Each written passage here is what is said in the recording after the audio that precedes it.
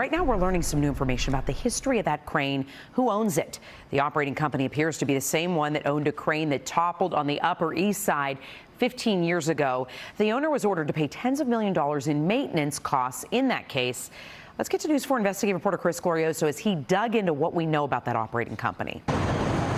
On the side of the crane, a name with a long history above the New York City skyline, New York crane Loma. James Loma, now deceased, was the owner of an infamous Upper East Side crane that collapsed in 2008, killing 2 workers and resulting in a legal saga that spanned a decade. It was the longest civil trial in New York State's history. Bernadette Panzella was the attorney who represented the family of Donald Leo, the crane operator who died in that 2008 accident. Although Loma and his companies were found not guilty in a criminal case, a civil jury ordered Loma to pay millions in damages for failure to properly repair the rig. The people that are making all that money on all these building projects have to put safety first. In today's accident, the city buildings commissioner said a Westchester company called Cross Country Construction was operating the crane. The general contractor in charge of the construction site, a company called Monadnock. The I-team examined violation histories for both companies. Since 2016, the general contractor has 2 OSHA violations related to fall protection and the hazardous use of equipment.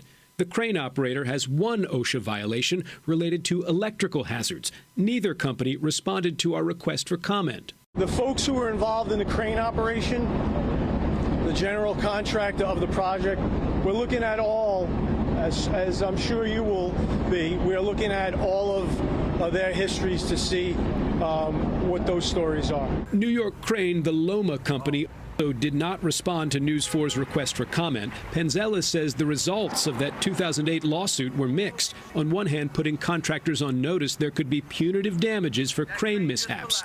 But she also said the way cranes are inspected remains inadequate. The DOB does not have enough inspectors.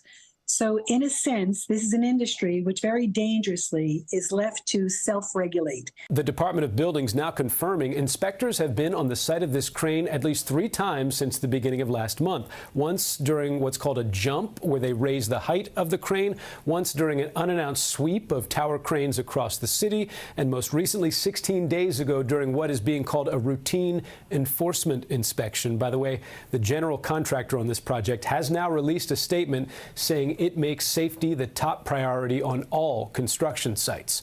Chris Glorioso, News 4, New York. Natalie, back to you. All right, Chris, thank you for digging deeper into that. Now, we want you to stay